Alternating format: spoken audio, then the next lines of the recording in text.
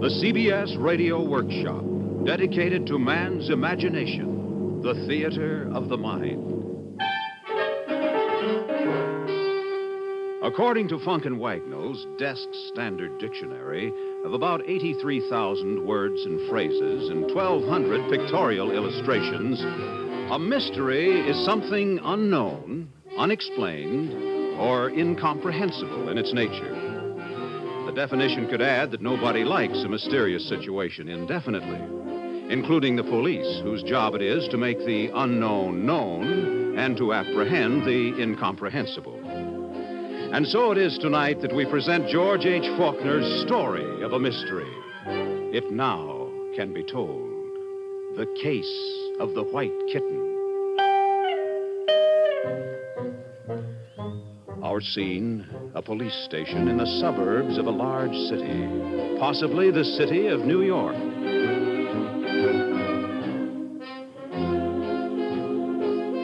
My name is McGonagall. I ain't a cop. I'm a police officer, duly sworn to uphold the laws of this state, be they good or be they lousy, such as they may be. Now, once upon a time, there was a small white cat or kitten which it got lost. Said small white kitten or cat which it got lost. Hey, McGonagall, what is this? Who are you talking to? Subside, Brennan, and get your chin off in a desk rail. Oh. Now, once upon a time, there was a small white cat or kitten named Blanche, which means white in French, Brennan. Well, how would you know, talking to yourself? Quiet. According to secret but recently declassified files of the Shorefield Township Police Department, 3rd Precinct, this here now small white cat or kitten was 3 months old when first apprehended in 1954, 2 years ago. Previous record, none. Occupation, cat. Color, white. All white, including the ears. Sergeant McGonagall, you are positively nuts. Brennan, I am not nuts, not whatever. I am testing, just testing, you know. 1, 2, 3, 4, woof, testing. Testing what? And don't woof at me. I scare easy. I'm trying out the new tape recorder, this thing. Oh, another gadget. What's it for? For the convenience of duly elected public officials and for the confusion of the criminal classes. Especially drunken drivers. How so, for instance? Well, for instance, supposing you pull in a drunk in a brand-new fire-make sports car for speeding down 25A under the influence of intoxicating libation. Oh, no, not me. No, not no foreign-make sport car. Right, no, you no. are. Make it a 1938 Rio. All right. Yeah. So, you drag some poor square-type drunk in here, falling over your feet as usual. We invite this lush to read the Gettysburg Address into the gadget here, and, brother, it tells on him. No. Or suppose, for instance, the Honorable Charles A. Peabody, Justice of the Peace, supposing he wants to record one of his bad jokes for posterity. Yeah? He just presses a button, he talks into this, and then press another button. Now, listen. Hey, what in the world is that? That is you going backwards, which is what you are usually doing. Oh, now, wait a minute. And you see, we got to go backwards before we can go forwards again. Huh? All right, here we go. Now, listen, boy, just listen. Yeah. Once upon a time, there was a small white cat or kitten which it got lost. Said small white kitten or cat. McGonagall. That's you. Who are you talking to? Subside, Brennan, and get your chin off in a desk rail. Now, once upon a time, there was a small white cat or kitten named... You know, maybe I don't talk so good after all. White in French, Brennan. How would you know, talking to yourself? According to secret but recently declassified... Yeah, but I got a very nice deep voice. Police Department, 3rd Precinct. Yeah. This here now small white cat or kitten was 3 months old when first apprehended in 1954. That ain't so bad, is it?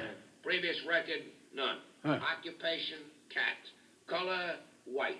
All white, including the ears. Sergeant McGonagall, you are positively nuts. Brennan, Fred, me pal, do I sound like that? For your sins, Patrick Brennan, you do. Oh, no. And so do I. And all at the taxpayer's expense. Yeah, but what's all that stuff about a cat? I'm telling a story, Pat, into the machine. On account I got to learn how to operate the thing. A story? Yeah. A mystery story. Oh, like in the movies. The movies wouldn't touch it. This story probes too deep, Pat. It lays bare the human heart. Honest? Really bare? I don't know. I haven't sold it yet. Now, let me see. Where was I? Oh, yeah.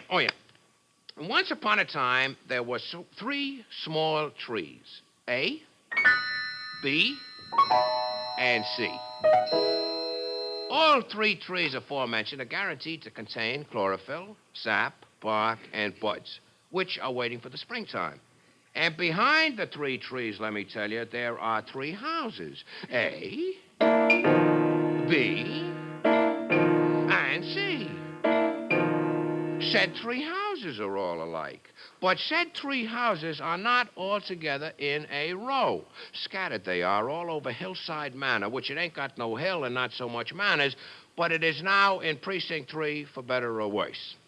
On paper, Hillside Manor looks like this on a map here behind my desk where I'm pointing, see? Police think, get that, Brennan, police think that the cat or kitten in question came from approximately here through an open kitchen door. And it is surmised by police that at on or about this point, the poor little feline was scared stiff by a large Airedale Terrier known to frequent the neighborhood after dark with evil companions. So what does she do? She hightails it out of there to about here, approximately, where she sits down to sort of think, near House A, here. Our reconstruction of the circumstances can now proceed only by way of conjecture. And you, Officer Brennan, would kindly note that beautiful expression. Police think the youthful cat may have been alarmed once again by this.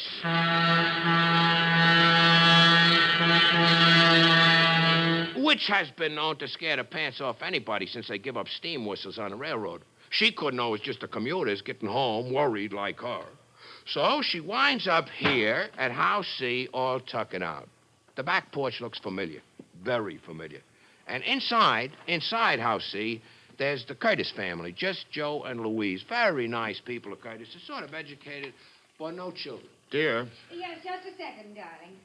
Oh, what is it, Joe? First sign of spring in newsletter, believe it or not. You ever hear tell about skunk cabbage? No, I haven't, and I don't think I want to. First sign of spring out here says so. Oh, spring. Why, it's only February, February what? February 21st. Spring. Did you listen to this? Mm-hmm. Up and down the northern shore, our first harbinger of spring, now visible, is Symplocarpus fetidus, the common skunk cabbage, which, as Thoreau put it, sees over the brow of winter's hill. Mm-hmm. Thoreau said everything. Just about. Mm-hmm. Well, the editorial goes on. This lowly, rank, and stinking member of the lily family possesses, in lieu of beauty or pleasant scent, a remarkable hardiness and the property of increasing its interior temperature as it forces its bud through the chilly crust of February. Like a species of green fire, it literally burns its way up out of snow and ice to find the sunlight. Attaboy, Cabbage. Find me some sunlight. Oh, continue, Joe. Don't mind me. Yes, well, with the air at 59 degrees Fahrenheit, the temperature in the interior of a nascent? Oh, I don't know. I'm not a skunk cabbage. Well, where was I? With the air at 59 degrees Fahrenheit, the temperature in the interior of a budding skunk cabbage has been found to be as high as 123 degrees, 25 degrees above blood heat, and 64 degrees higher than the surrounding atmosphere. Well, now, what do you know? Hot diggity. There's more, I hope. Yes, it ends with a poem in praise of the skunk cabbage. What? Yep, I'm not kidding. This is in the newspaper? It's a good newspaper. Oh, intelligent. honestly. Listen. All hail to Symplocarpus, the harbinger of spring. Inside his leafy carcass, he boils like anything. Although he doesn't smell so sweet, this fen-side fellow yearns to break the ice and be complete. And as he yearns, he burns. Not snow, nor rain, nor gloom of night can stay his hot desire. Let's learn from him and warmly fight to lift ourselves up higher. For we... Louise, you're not listening. No, I was listening to something else. Well, what? Joe, be quiet. Listen. Oh? Cat. The neighborhood is cat full. Oh, it's right outside our door, I'm sure. I'm going to see. Louise, I don't like cats. I know you don't, just skunk cabbages. They kill birds. Not if you put a bell on them. Skunk cabbages? No, nature boy, the cats. Oh, Beat up on your own head, Louise. Dear. Come in. Oh, no, isn't she a darling? Just a little stray kitten, but white all over. Well, kittens I can take, but they grow up into cats. Any color, they get to be cats. Oh, poor little thing. She must be starved wandering around in the snow. Here, Joe. Here, you hold her a minute while I heat some milk. Me hold her? Yes. Here, now, she won't bite you. Oh, listen to her purr. Oh. Nice kitty. Nice kitty. Uh-huh. Maybe you are. Where are you from, Miss Cat? Catalina? Catalonia? The Catskills? Kitty Hawk, maybe, huh? Hey, you left your motor running, Miss Cat. Does your mother know you're out? All right, Joe. Here's the milk. Now, here, put her down. She likes it here where she is on my shoulder. She's a happy cat. All right, but she must be hungry. Well, we'll see. Mm-hmm. Milk, Miss Cat? Look, what did I tell you? She's hungry, all right. What are we going to do with her? That is indeed the question. Seeing that we already have 1 cocker spaniel, 1 parakeet, 24 tropical fish, and 15 dependent chickadees outside the window. Mm-hmm. Louise, Yes, Joe. could we keep her? No. No, we couldn't. No, I guess we couldn't. Lonely as we are. What I want to know is, where did she come from? Well, she's lonely, too. Like the tree out in front.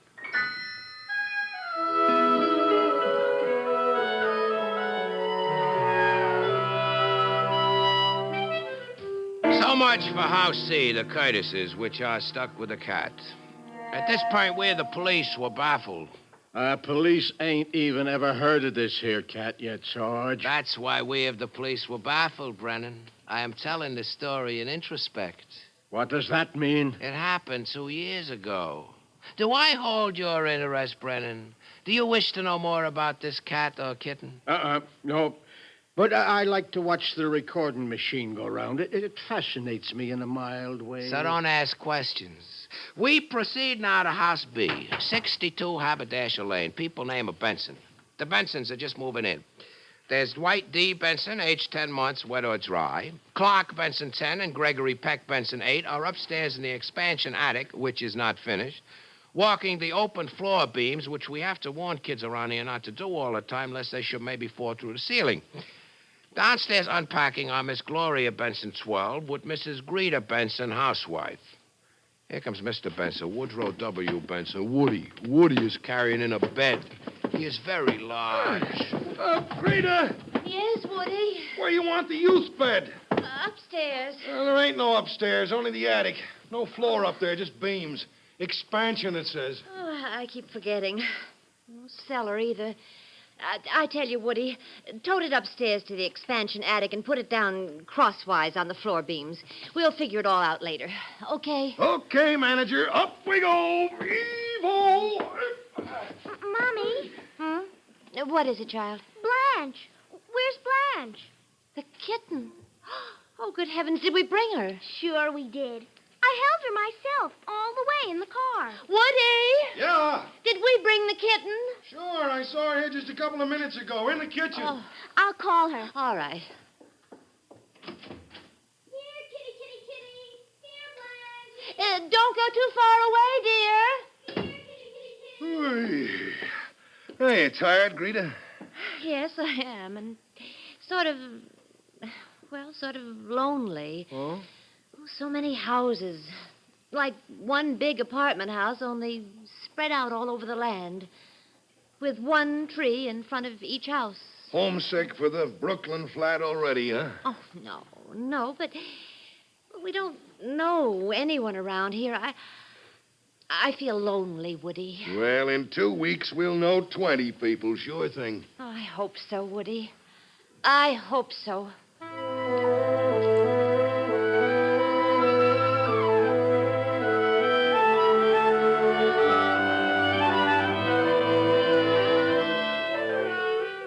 And so we pass by logical deference to House A, the home of Mr. and Mrs. Richard Andrews, with tree. I guess we'd have to say there isn't much hope here. Not just now. There's Mr. Andrews and a doctor. Doc? She may have waited too long, Mr. Andrews. But I told her. I kept telling her if she got one of them spells, she should call you. Well, your wife probably will recover. Tomorrow will tell. By tomorrow evening. Yeah. Can I see her, Doctor? No. The nurse is in there. It's lucky I sent for her. Now, you just take it easy. Easy? Easy? Angela and me, we've been married 25 years. Kids are all gone away. We're alone now. I know. Well, I'll be here at 10 o'clock tomorrow morning. I advise you to go to work as usual. There's nothing you can do. Now, where can I call you if necessary? The pet haven over on the turnpike. Stray dogs and cats. It's the animal shelter. I run it for the Kennel Club. Well, I'll phone you there tomorrow. And, Mr. Andrews. Yes, Doc. That whiskey bottle, put it away. It can't help you. Or your wife. You know that. Yeah. Don't disturb your wife, please. The nurse knows what to do. Good night. Night, Doc. If Angela were to... No, I won't think about it. I must not think about it. What do you want? We lost our kitten, mister. Over back there. A white kitten. Did you see a white kitten, mister? No, I didn't. Get out, you brat. Alone. All alone. I can't live all alone. Leaving the three houses, A, B, and C.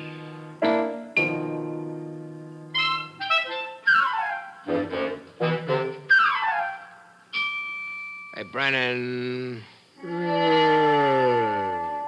Yes, Sarge. Wake up. Did you ever try to get any person to adopt a stray kitten? Don't answer, because take it from me, it can't be done. Either persons have got a cat, or they wouldn't have a cat, not at no price. And so kittens is a drudge on the market. In Hillside Manor, we got definitely a surplus of cats. Of course, there is only one sensible thing to do, which people should learn, but since when did people learn? Since when? They didn't. Except the Curtises. They phoned me, and I entered one loss and found white kitten right in the blotter. And when we changed shifts on the desk, I handed the blotter over. Over to you, Brennan. Remember? Only 2 years ago? I refuse to answer on advice of counsel unless somebody should kick me out of my job. Don't worry, Brennan. With you gone, who would listen to me? Nevertheless, the Curtises called me up like good citizens about this here homeless cat. And not 5 minutes after I had wended my homeward way, there were you reading a comic book where Mrs. Benson comes in here to the station house. As I reconstruct the conversation... Ma'am? We just moved in on Haberdasher Lane, and our phone isn't connected yet. So, ma'am? Well, has anybody called up about finding a stray white kitten? It's my daughter's kitten. We like her very much. No, ma'am. Not tonight. Not yet. If you'd leave your name and address, we get an awful lot of kitten trade.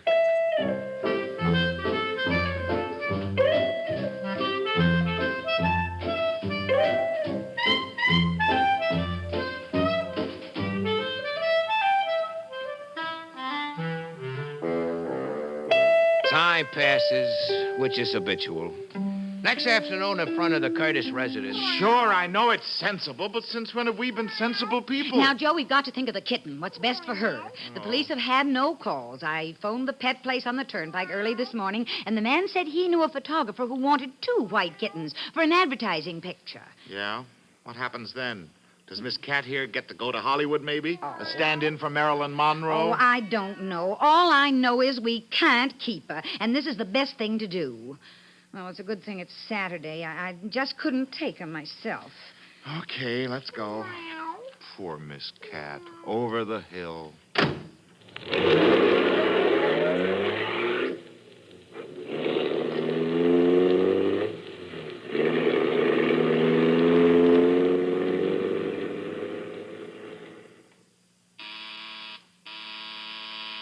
Come in. Mr. Andrews? Mm-hmm. Yeah, what you got? This little white kitten. I gave you my address and phone number this morning. I told you that yes, I remember. Hey, Elwin. You want to leave you're going to leave the cat. Elwin, Well, yes. come in here. Bring the cat box. Hey, what is this? You want to have to get rid of the cat? You give him to Elwin here with the box. But this box... Well, you sign the papers, you pay me $1, and that's all there is to it. I find him a nice home and take care of the cattle and get him the best home and the crazy man, the photographer. Louise. Fellow that Yes, wants Joe. to We buy. are not putting this cat in that box. should No. say- Besides, this man is drunk. Let's get out of here. Let's go. Now, just a minute, please.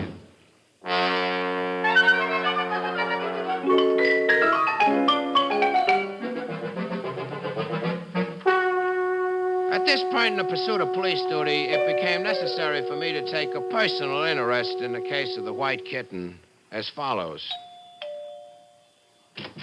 Mrs. and Mr. Curtis? Yes. Won't you come in, officer? Oh, Joe, this is Mr. Curtis. Evening, sir. Pleasure indeed. Evening, officer. What can we do for you? PBA? Tickets for the ball? No. Well, due to the inefficiency of a subordinate on my staff, What was that? on account of Patrolman Brennan is so dumb, I see Mr. Curtis has got a white kitten on his shoulder. Yes. Anything wrong with that? No, but according to information we have, the police have recently received... Oh, I'll get it, dear.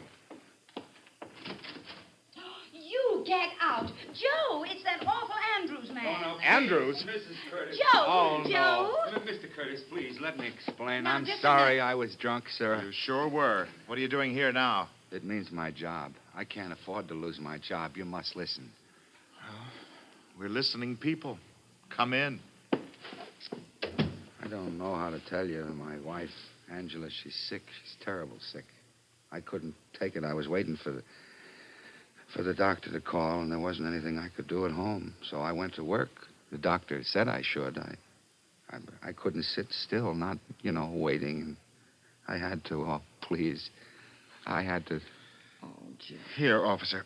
You take the cat. Sure. Oh, come here, kitty. Come. Mr. Andrews, my wife and I have discussed reporting your conduct to the people you work for. We don't like to do things like that, but in this case, Hey, we look felt here, I probably know Mr. Andrews. Curtis, he's all right. He may be all right in your book, Oh, sir. please, that call may be for me. I had to come here, but I left word with Dr. Walton. You don't mind if I answer the phone, please? No. Go ahead. You might as well. Yes. Yeah, this is Andrews. Doctor? Oh, thank God. Thank God. Yeah, I'll be right back. Angela, she's my wife. She's better. Much better. She's not going to die. She's not. Angela. Good heavens. More people? Mrs. Curtis? Yes? This is my husband, and this is Blanche! Lloyd. Pleasure, Missy. Ladies and gentlemen, friends and neighbors, friends and good people, if you will kindly take chairs, I think we can clear up this case in an inimical fashion. Hey, who are you? I'm a police officer. So I notice. Well, go on. Don't let me stop you. I don't think you could, sir, if you wish to do so. Would you wish to try, pal? I might, pal. I might. This here's our cat. The cat my daughter's got. That's our cat, that there. That there, sir, is your cat if and when I choose to say so, and not before. How come you can say whose cat is whose cat around here? Because I represent the law in Hillside Manor, 3rd Precinct. This, sir, is my life work. No, wait a minute, you two. Officer, it seems clear that the cat must belong to... I'm sorry, what was your name? Benson. Benson? Yes. The cat must belong to the Bensons because you can see she knows their little The girl. cat does not as yet have an owner. Not officially, Mr. Curtis. But I don't understand. Not until I say so officially. Then why don't you say so? Because this citizen has chosen to make an issue of my authority. I do not permit my authority to be questioned But, Mr. or fluted. Greta, would you mind if I socked this copper in the jaw? Now, look, you he say wouldn't what be the he first says. one to That would be stand up for you. necessary. Wait a minute! What? Just a minute, I said. Nobody is going to sock nobody in the jaw in my living room. That is not what living rooms are for. Not primarily. This little girl has the cat, and possession is 9 points of the law. Yes. Not in the 3rd Precinct. And besides, in addition, a cat has 9 lives, and that makes everything extremely legal. Can't we settle this without any right hooks? How about it, officer? I do not actually wish to engage in fisticuffs over and above a cat or kitten. How about you, Mr. Benson? Woody. Well, all right. All right. So it's okay, officer. You win. Very well. Officially, the cat is yours, ex post facto, or from here on in. Look at him. Officer, what I don't understand is, how did you happen to come here to our house? On account of Blanche. Nope. On account of that flatfoot Brennan, my colleague, ladies and gentlemen, what ain't got hardly any little gray cells. But it's otherwise okay. Had Pat Brennan been able to put two and two behind each other last night, police would have thrown out a what do you call it? A dragnet? No! Yeah, and we would all have been spared the sad spectacle of Dick Andrews' distress. Oh, well, I'm all right now, Fred. And it But is thanks to Mr. Andrews that police were able to solve this case. Really? Having sobered up somewhat late this afternoon, Mr. Andrews called me, which is always a sensible thing to do in these parts. So, to look up the white kitten or cat in the headquarters blotter was but the work of an instant. Well, and then all's well that ends well. Could I offer you people some coffee? Mr. Andrews? Oh, I'm so sorry about this afternoon. I can't tell. Not as sorry as me, ma'am. It was the first time. But I think I better go home now. The doctor said I could see Angela. Oh. She's going to get well. I'll see you. Oh, well, we're glad for you. We'll do it some other time. Poor little guy. They're very lonely people, folks, the Andrewses. Awful lonely. They're sort of left over. Well, not anymore, they won't be. We'll see to that. How about it, Mrs. Curtis? You bet, Mr. Benson. But now, will you folks have some coffee? Oh, sure, you must have. Sure thing. Sure, It's good to know somebody around here.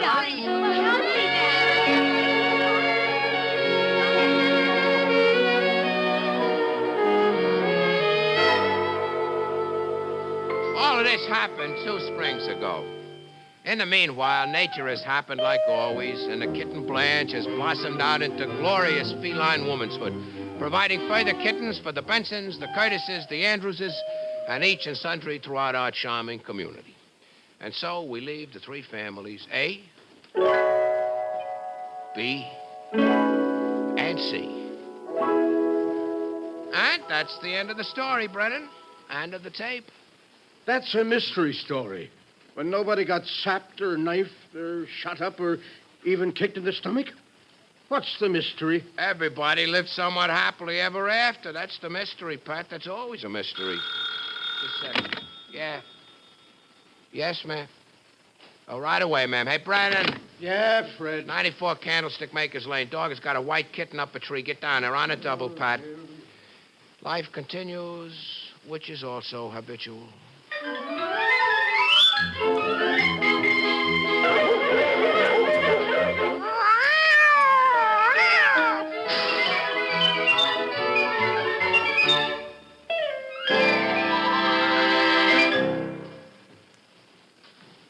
You have been listening to the CBS Radio Workshop and the Case of the White Kitten, written by George H. Faulkner, music by Charles Paul, and directed by Ira Ashley.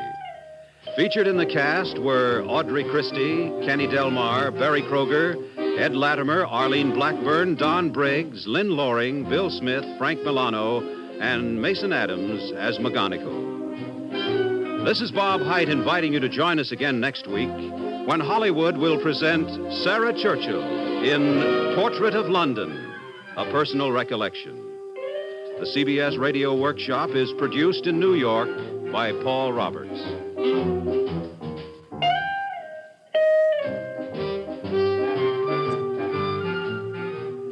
America listens most to the CBS Radio Network.